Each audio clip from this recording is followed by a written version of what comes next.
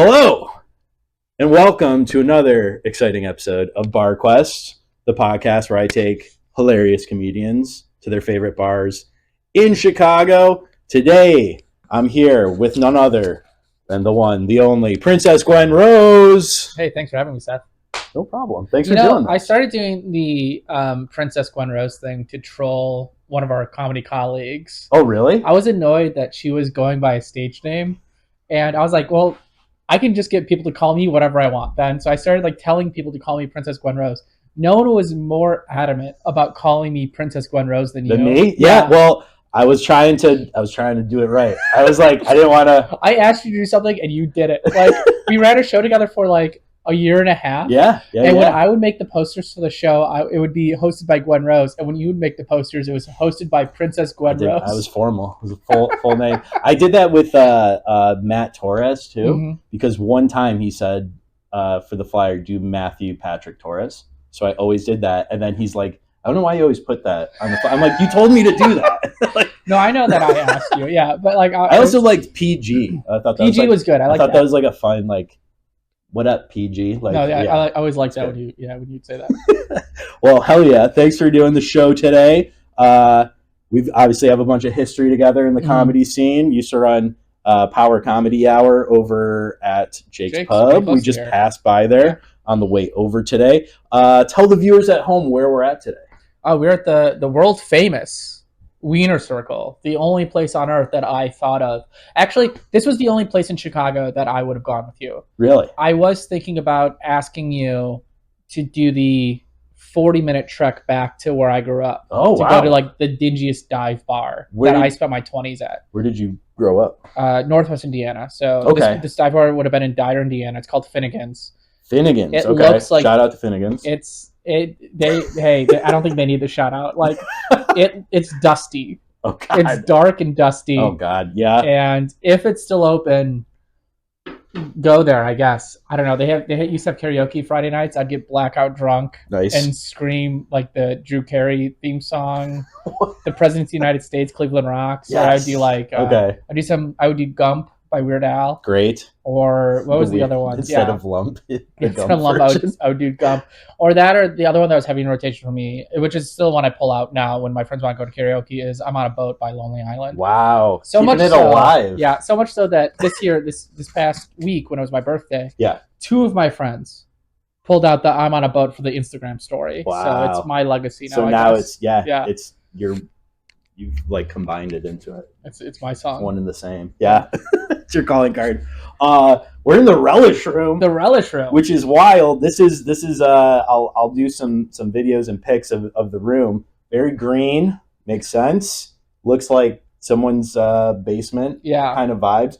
You can kind of see this is just I don't know if it's a one-way mirror. It might be, but not mirror. One-way glass. Yeah. But you can see into where you order the food and hot dogs, because this is primarily, or for a while, it was just a food stand where they insult you famously when you go to get food. And then they opened up a back bar, which we were going to originally shoot at, and then the bartender was super nice and was like, oh, no, we'll just throw you in the Relish Room. It is a weird dichotomy where, I don't know. Well, they also have, I've been coming here so often, and we also have coworkers in common. Tiny used to work here, and I didn't know she used to work here. Yeah, okay. So they are Tiny Thickums. Shout Tiny Thickums. What's ironic is that the staff is very nice to me. Nice. Yeah, they always gender me correctly, very aggressively, and I love it here.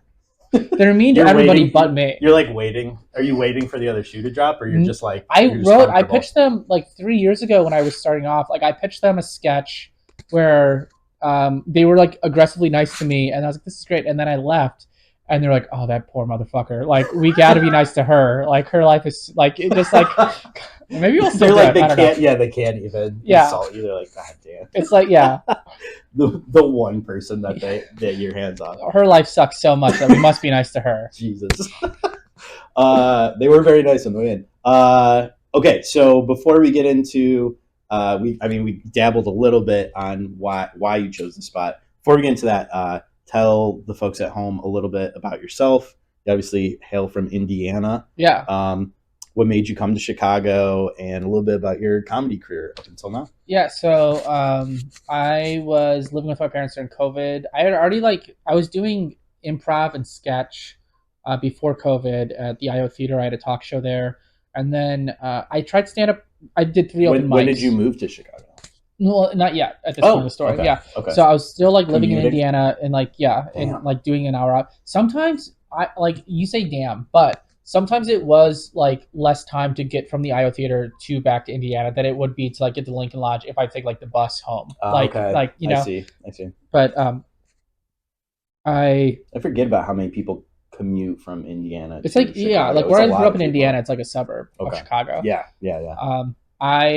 So I was doing that. I did 3 open mics, but that was also before I started transitioning, and I was able to play characters, and I was playing heightened version of this character. Pretty much this character I was playing in real life. So I was playing this heightened version of this white man doing a talk show, but I just couldn't do stand up. And then I was doing a little bit and then I moved to Chicago when things opened back up. So May 1st, 2021. Okay. And then I do my first open mic as me in June that year. And yeah, so I came to pursue comedy. Right on. Cool. You produce several shows or have produced several shows? I'm currently down to 1. Okay. Yeah. Currently down to 1. We were kind of talking about this on the way over because I had a similar thing where I was producing a ton of shows too, which it's a good way. Producing shows is a good way to introduce yourself to the community and to become friendly with the community.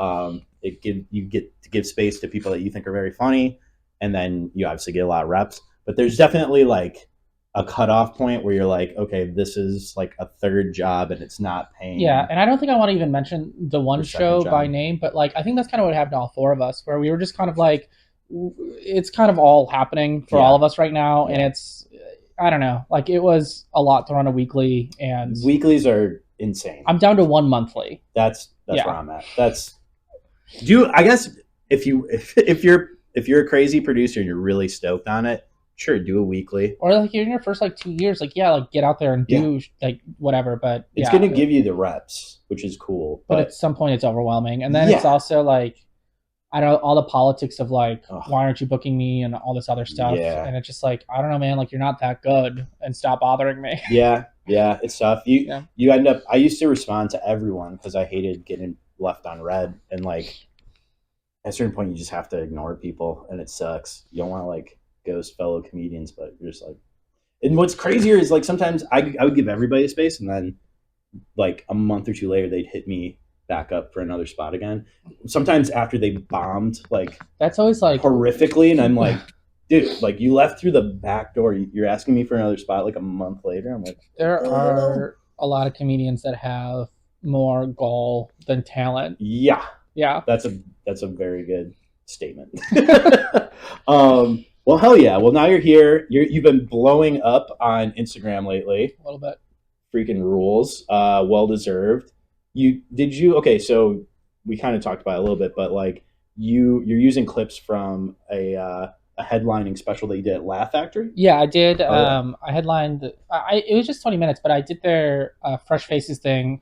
Yeah. And 20 minutes. I also put that as an album. It's on Spotify. That's right. Yes. Yeah. Please check it out. That one is called In These Modern Times. I have another one called D-List Doll.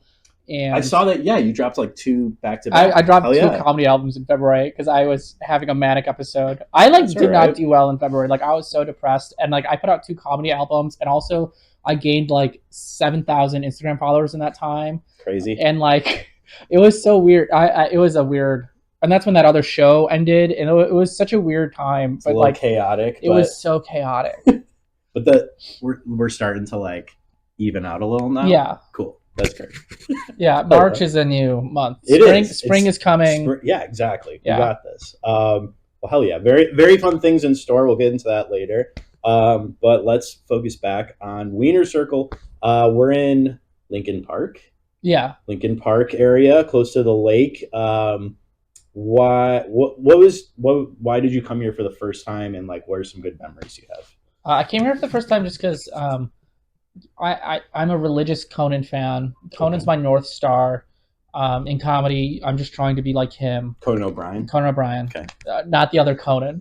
I just, and you know what's weird? It's like Conan O'Brien is starting to become a little like there's people that don't necessarily know him I don't know as. if that's true, but I mean, he's like a podcaster now. Yes, yeah. He was. Well, it's like Jimmy Fallon is like the go-to now. I don't know. It all comes in like waves, but either way, he did a run of shows in Chicago. I don't know when this was. This was maybe like 2012. I'll have to look it up. I don't know when this was, but he sent Triumph the Insult Comic Dog here, and he's fighting with the employees, and then Jack McBrayer comes out, and then they're both like behind, and like they're yelling at the customers, and I just always wanted to come here, so I came here just because I saw that clip and wanted to experience it myself. Hell yeah. And then you never got insulted. I never got insulted here. I think the problem is also I'm never here when this is the first time I've ever been here when it's dark outside. Like I think you're supposed to come. Yeah, I think so. Yeah. So usually I walk in, I'm the only one there, and you know they're like, "Hey, baby, what's up?" And then it's like I order my food, and then they're very pleasant to me. So it's just like a regular food stand. I think. Well, also, and I think I'm going to bring it up later in a different story, but the first time I came here, there was a fellow comedian, Tiny, that was working. So it was like kind of I was already in the family. So it wasn't really like I was just some jerk off the street. Right. Yeah. You had the hookup with a fellow employee. Yeah. And comedian employee. Nice. And then you did the comedy show here, or you didn't? There was. I think I did one here. I really don't even remember that show as a show or a mic, but I performed in back. Cool.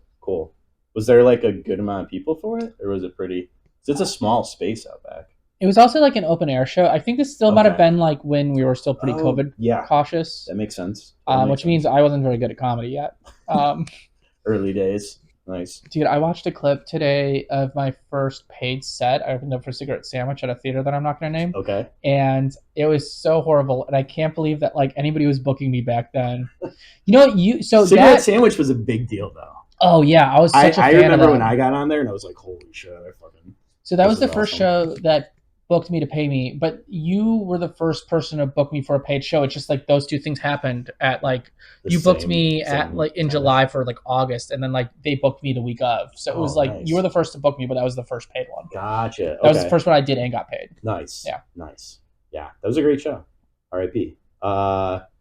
Let's see. Okay, so these are the two newer questions. Do you have any other memories you wanted to share from here? Well, I have one. Okay, so talking about Tiny. I was trying to make it work with my dad for a while, like after I came out as trans. And like I said, like he just lives 40 minutes away. Okay. So he would come out for lunch every once in a while. And I want some like home field advantage. So I invited him here. And then we met here. That's a wild place to invite any relative to. But okay. Tiny is like aggressively flirting with my dad as like he's trying to pay for like my hamburger and his hot dog and whatever. Oh and then I tell my dad before like, oh yeah, like you know this comedian might be working there, so I might have a friend working there or whatever. Did you tell your dad like they're gonna insult you, or I think I told him it was like this restaurant Dick's or something. I don't know. I think there's another one. Yeah, Dick's Last Resort. And but so they're more flirting with my dad and everything, and then my dad, knowing that like these are people that I know, says something like, "Oh yeah, you're keeping him in check," and Tiny looks him in the eyes and goes, "Who?" And then my dad goes, "Oh, Gwen. I'm talking about Gwen." And then Tiny's like, "No, she's good." It's the only time my dad has ever called me Gwen. Wow. And it's because Tiny, who is this like 5 foot tall woman, just really put the fear of God in my dad. Yeah. Only time he's ever called me Gwen was right in that room right there. Incredible. Yeah. That's crazy. Yeah. That's a pretty core memory. Yeah. Well, shout out to Tiny. Shout out to Wiener Circle. That's crazy. Okay, so let's see. So do you have a hot bar take? That's the I didn't add any more. This one was the one that I was having the hardest time with. You know, it can be anything. This was what was going to be my Subway take. Okay. That's kind of what I had inspiration from. Trans men need access to abortion and like reproductive health care. Okay. And we maybe need to talk about that more often. Yeah. Men like, need it's not included in like Planned Parenthood. I don't know. Well, this is a response. I saw a video online where like some cis woman was like, yeah, and like maybe if men, because this is like also, like, and I've honestly just called out several cis women comedians in this scene for doing their, yeah, and if men got periods, it would blah blah blah, and if men had to get abortions, blah blah blah. It's like, no, it's happening. We're living in 2025, and it's happening now. Yeah. I did a show, and I like this comedian, and maybe I was even like too harsh on her, but she did a bit about like, and if men got periods, and then like she was running to another show. I was like, oh hey, well, hold up. I date a lot of trans men, and they do get periods, and they are disgusting with their tampons. I'll tell you, like they are really gross. Yeah, like like I will go to their bathroom, and they'll just be like a fucking pad in their toilet. Like, so you're right. Like this premise that you think is like creative and whatever, it's already happening. Just happening. Yeah, so it's just dated and yeah. Well, good for you for calling it out, because I don't know. You could sit there and just steam about it, be like, what the fuck? But yeah, I feel like that there was that big what was like the huge trans movie that came out like right around COVID. Trans movie around COVID. And it was like kind of showcasing a lot of like movie moments and TV show moments. It was a whole thing, but it was a lot of things that I had been like, wow, I've been partaking in a lot of like the trans joke. Hey, throughout history, and it sucks. It's really you're like, oh shit, like I've definitely been part of the problem here.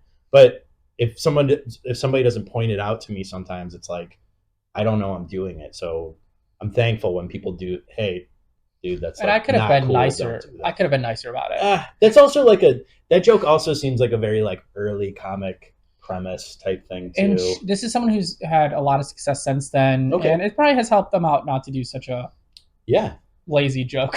Yeah, exactly. Yeah, lazy joke. There you go. Hell yeah, that's a good take. Hot take. Hot bar take. What was the last question? Oh, this is fun.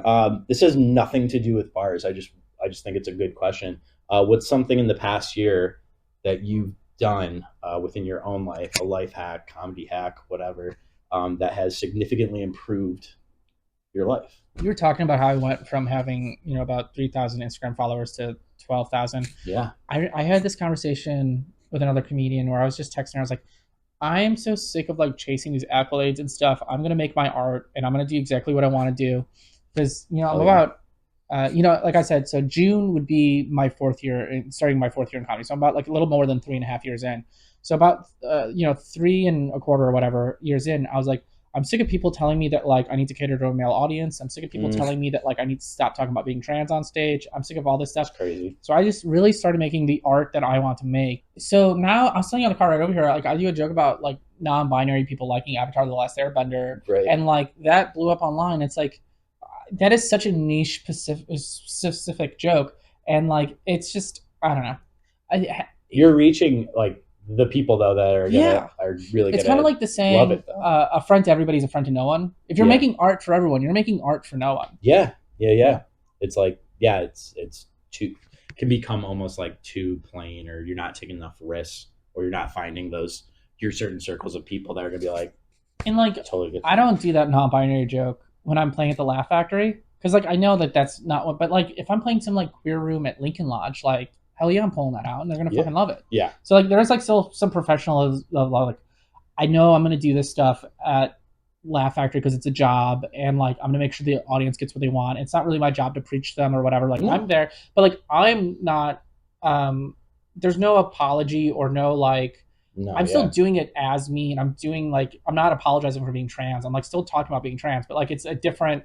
I'm going deeper in a queer room than I am at Laugh Factory. Totally. And I feel like your comedy as well, it's crazy that you've only been performing for like 3 years, because your progression's just been like, but your joke, you don't really apologize for it on stage, which no one should, but also it's not like, I think sometimes too when people are, I don't know, just not straight on stage, they can come off like a little like almost angry about it. Like they're like, it's kind of like it's, and honestly even straight white guys are doing this shit at stand-ups. A lot of people are doing this in a lot of someone I just mentioned is pretty angry on stage. Yeah, a lot of people use it as like a form of therapy sometimes, and yours seems very much like you are I'm not angry. writing jokes. Like you're actually writing jokes, and there is a punchline, but you also have like this like very fresh take where you're like